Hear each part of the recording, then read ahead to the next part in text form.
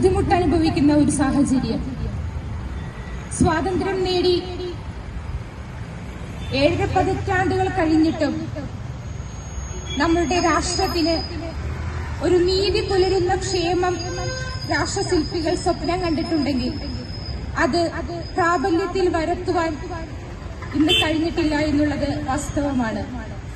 നമുക്കറിയാം, നമ്മുടെ ഭരണഘടനയിൽ അനുശാസിക്കുന്നത് പോലെ ഏതൊരു പൗരനും തുല്യനീതിയും തുല്യ സമത്വവും അതുപോലെ തന്നെ തൊഴിലും ക്ഷേമവും ഒരു സോഷ്യലിസവും ഫെഡറലിസവും അനുഭവിച്ചുകൊണ്ട് ജീവിക്കുവാൻ സാഹചര്യമില്ലാത്തൊരു കാലഘട്ടത്തിലൂടെയാണ് നാം ഓരോരുത്തരും കടന്നുപോയിക്കൊണ്ടിരിക്കുന്നത്.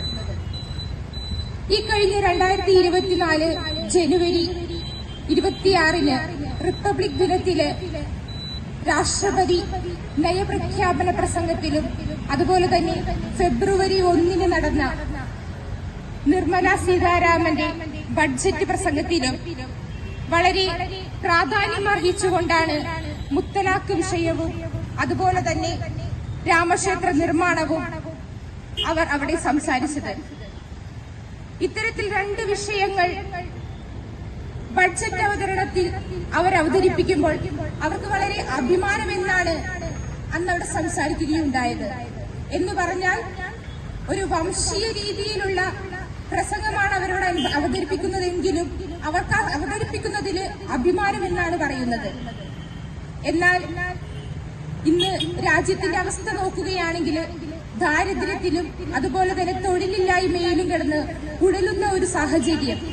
ഈ ഒരു സാഹചര്യത്തിലും ജനങ്ങളുടെ ക്ഷേമത്തിന് വേണ്ടി പ്രവർത്തിക്കുക എന്നതിനുപരി രാജ്യത്തെ തികച്ചും ഒരു ഹിന്ദു രാഷ്ട്രമാക്കി മാറ്റുവാൻ വേണ്ടിയിട്ട് ഹിന്ദുത്വ ഫാസിസ്റ്റുകളിൽ പ്രതിരോധങ്ങൾ ജനങ്ങൾക്കെതിരെ പ്രതിരോധങ്ങൾ തീർക്കുകയാണ് ഇവിടുത്തെ കേന്ദ്ര ഭരണ സർക്കാരുകൾ ചെയ്തുകൊണ്ടിരിക്കുന്നത്.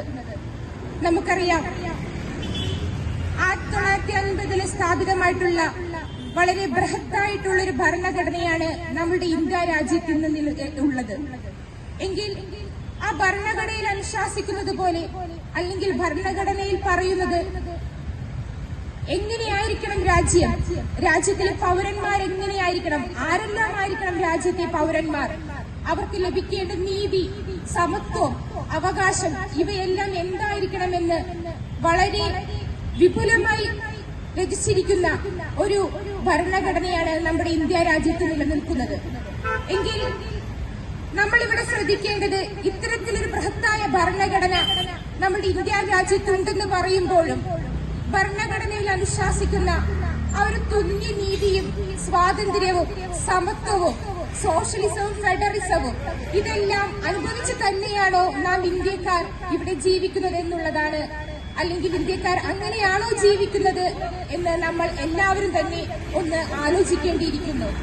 കാരണം നമ്മൾക്കറിയാം, ഇവിടെ കേന്ദ്രം ഭരിക്കുന്ന ഫാസിസ്റ്റ് ഭീകരര് ഇത്രയും ബൃഹത്തായ ഒരു ഭരണഘടനയെ തച്ചു തകർത്തുകൊണ്ടാണ് അവരുടെ ഭരണങ്ങൾ മുന്നോട്ട് കാഴ്ചവെച്ചുകൊണ്ടിരിക്കുന്നത്. ഇത്തരത്തിൽ ഭരണഘടന തച്ചു തകർത്തുകൊണ്ട് മുന്നോട്ട് പോകുന്ന ഈ ഒരു സാഹചര്യത്തില് നമ്മൾക്കറിയാം, രാഷ്ട്രത്തിന് മുകളില് മതത്തെ സ്ഥാപിക്കുന്ന ഒരു വ്യഗ്രതയിലാണ് ഇന്ന് രാഷ്ട്രകൂടം. ഇത്തരത്തിൽ രാഷ്ട്രത്തിനു മേലെ ഒരു മതത്തിനെ സ്ഥാപിച്ചു കഴിഞ്ഞാൽ നമ്മളുടെ രാജ്യത്തെ സ്വാതന്ത്ര്യം നഷ്ടപ്പെടുമെന്നാണ് ഭരണഘടനാ ശില്പിയായ ഡോക്ടർ അംബേദ്കർ അടക്കം പറയുകയുണ്ടായത്.